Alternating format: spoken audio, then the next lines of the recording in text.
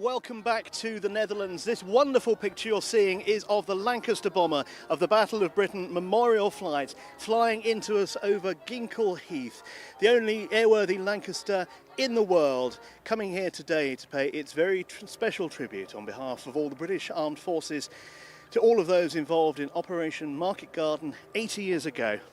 It's Tim Cooper with you live once more on BFBS Forces News, and just look at this.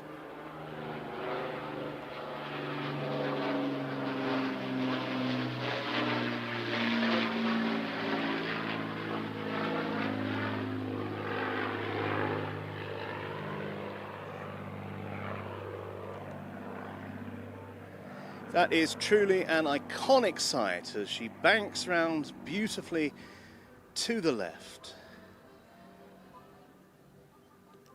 No other plane quite looks like the iconic Lancaster bomber, which was so important to British success in bombing raids, in particular over Germany during the Second World War. And now, almost doing a full 360, the Lancaster straightens up directly towards us and begins to level off and fly directly over us and the thousands here in the crowds.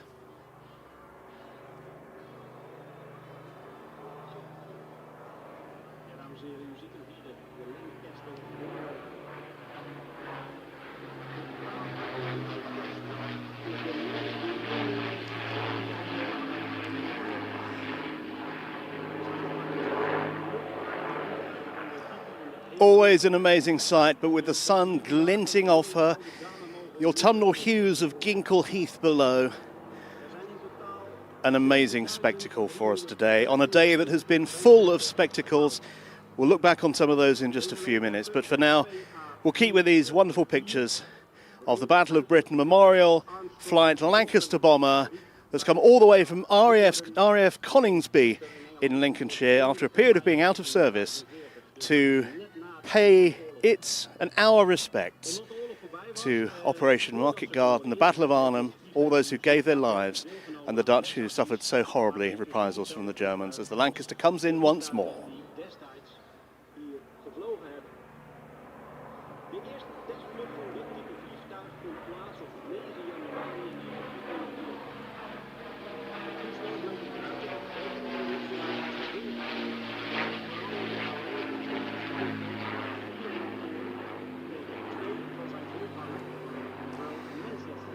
Right at the start of our broadcast, if you're watching with us at just before 9 o'clock UK time, 10 o'clock Central European time, you'll have seen a wonderful display from a Spitfire belonging to the Royal Netherlands Heritage Flight. And that was graceful, quick, everything you'd want from a fighter.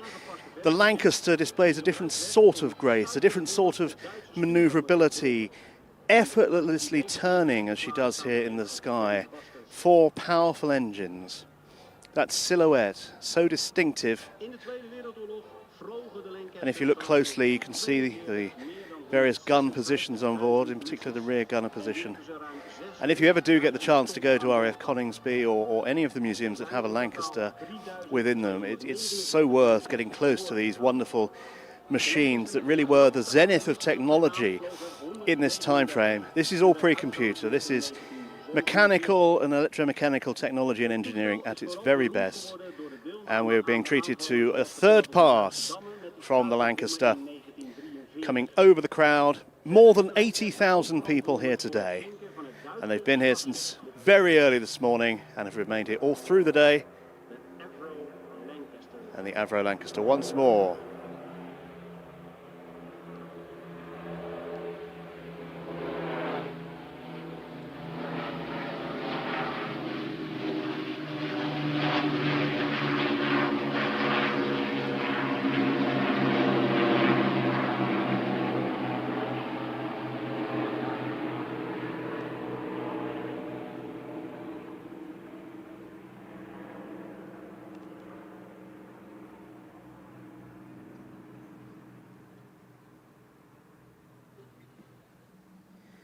And I think probably you'll agree with me that having planes, vehicles that we've got here from the period of the Second World War still flying really illustrates it far more than any static display could or any story. This is visual history in operation and action right in front of us. And each time a little closer to us. And now the Lancaster comes in once again.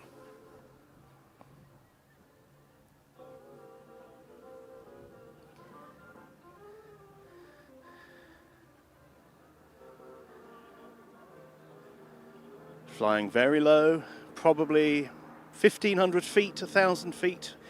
A guesstimate, I know, but certainly not high in the sky. We can all see beautifully.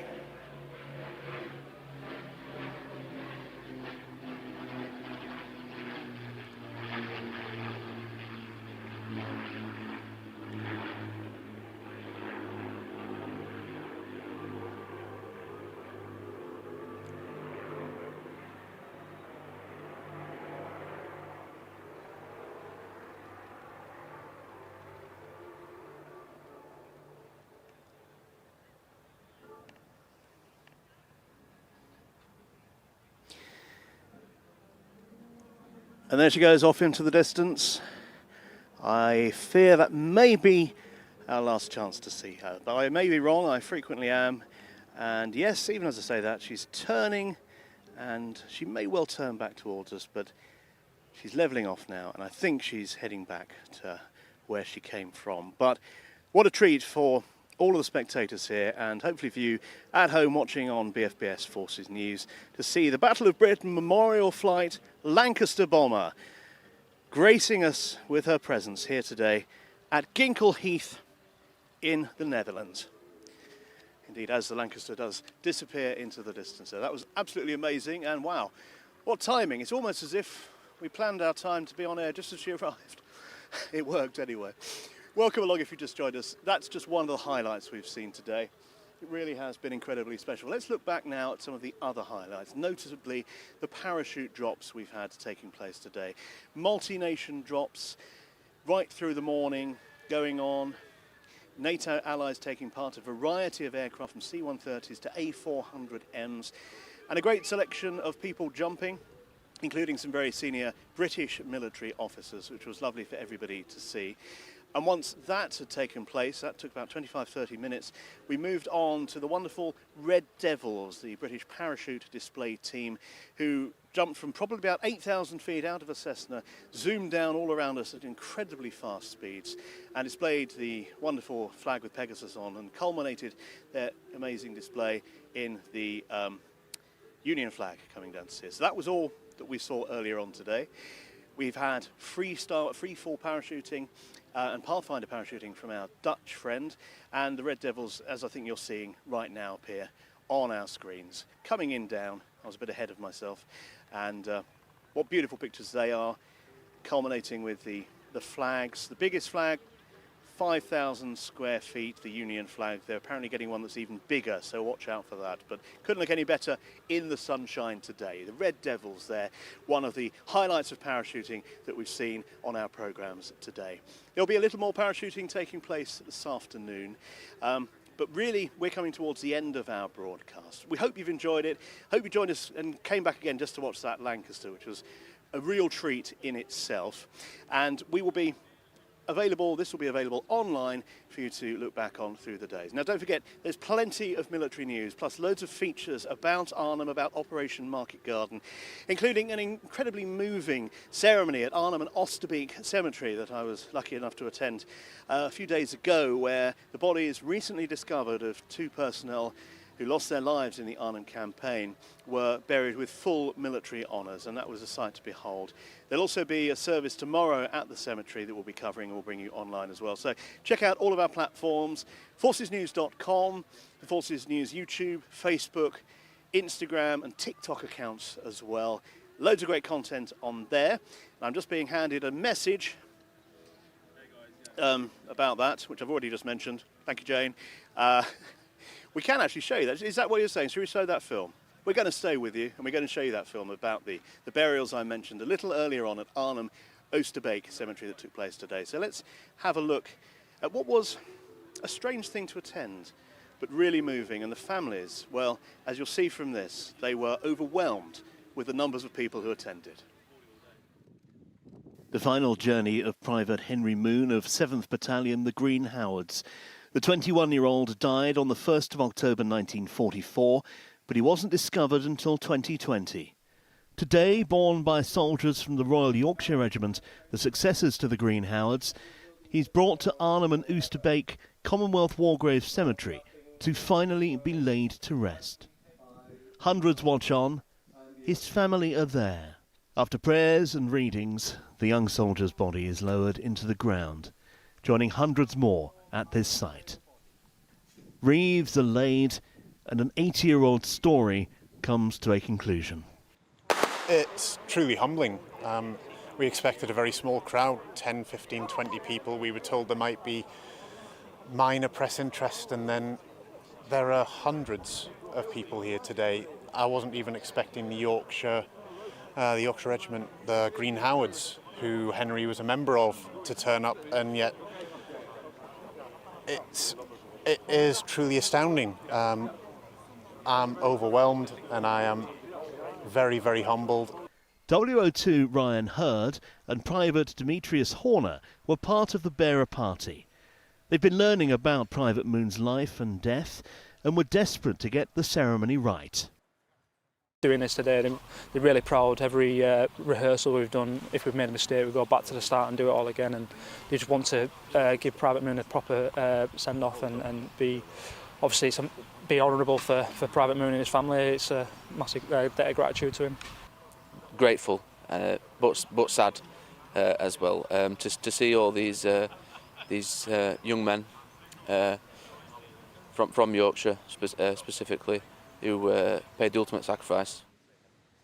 Investigators like Lieutenant Liz Schiltemans from the Recovery and Identification Unit of the Royal Netherlands Army a significant amount of time to identify the remains. We examine the remains and we make a biological profile of the remains. So it's a male, he's this tall, this heavy, this age, and then we go look for clues in battalion roles, and we look for candidates, and in many cases, because these guys were all very young and pretty much the same age, so you usually end up with more candidates than one. So in the case of Henry Moon, we had to take several attempts. This is Lieutenant Dermot Anderson. He was a glider pilot with the Army Air Corps and lay lost for 78 years. He too was buried.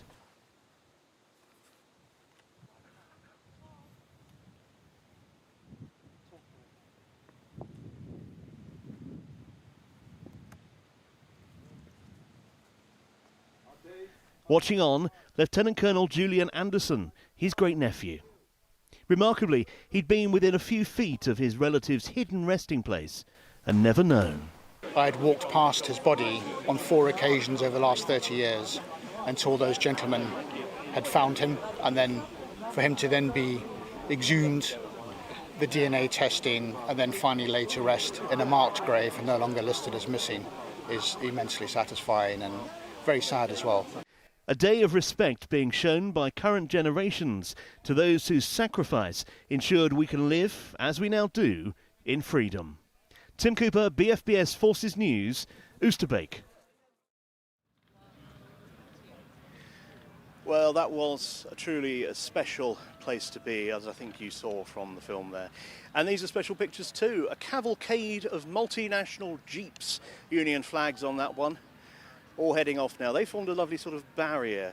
The spectators got a great chance to look over them, and they're heading off, their job done for the day. There have been hundreds of them here. Now, we're back live here at Ginkel Heath, and I'm very pleased to be able to welcome live to BFBS Forces News the commander of 16 Air Assault Brigade Combat Team. That's Brigadier Mark Berry, and Mark was one of the people, whoops, he says, tripping over a tussock of grass there. Mark, you were one of the people jumping today, a whole senior team of British really leading from the front there. First of all, how was it for you? Oh, absolutely fantastic. As you can see, the weather's absolutely amazing. The grass provides us with a very soft landing, and it was superb.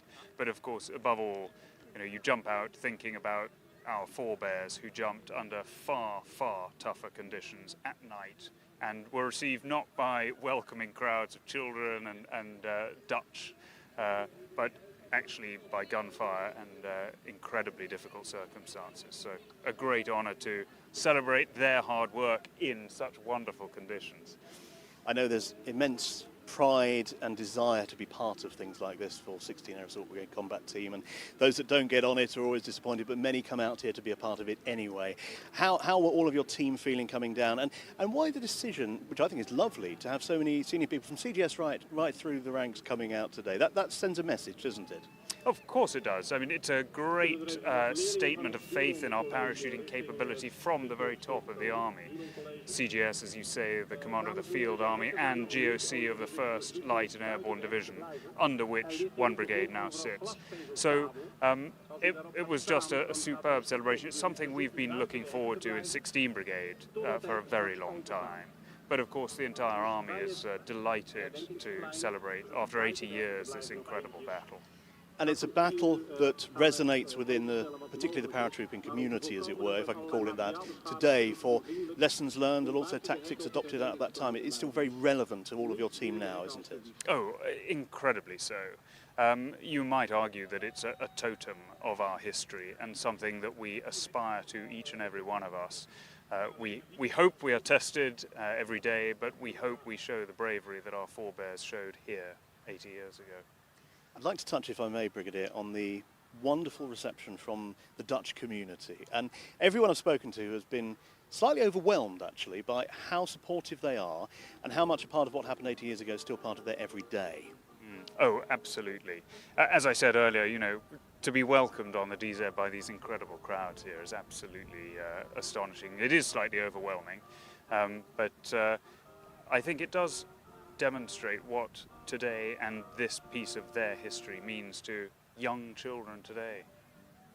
I know many of your team have been out here, battlefield tours and so forth across the area, learning what they can from this. How will you use your experiences here today to further galvanise your people into remembering the past and using it as a positive going forward? Well, if I'm honest, I mean, it's not just today, but our airborne operations across history, more recent than this, but as I say, this is something of a totem for us. But you use it to inspire soldiers. It's something, as I mentioned earlier, that I live up to every day. And it shows what we can deliver under the most challenging circumstances. And as we've demonstrated today, we are willing to do again. Brigadier Mark Berry, thank you very much indeed for joining us live on the programme. Really nice to see you out here, sir. Thank you so much. And glad you had a great day. It was fantastic. Thank you. That's Brigadier Mark Berry there speaking to us live. He is the commander of 16 Air Assault Brigade Combat Team. One of those souls today jumping out. There were many hundreds and there will be many more still to come. But really entering into the spirit of it, and it's been a delight seeing everybody who jumped, the expressions on their faces, as we saw there on the Brigadiers, very much buoyed up by the environment they're in here today. Well, that really is the end of our coverage here on BFBS Forces News. We hope you've enjoyed it. We've seen parachutes, we've seen historic planes, we've spoken to members of the current military community from both the Netherlands and the United Kingdom. We've even had a defence minister thrown in the mix of good luck. Check it all out on forcesnews.com, all the various feeds, and watch it back if you like on YouTube and Facebook. But for now, from me, Tim Cooper, the team here, Chris Giles, Jane Franklin, and back in Chalfont, Harry and Sarah. Thanks for watching. Bye-bye.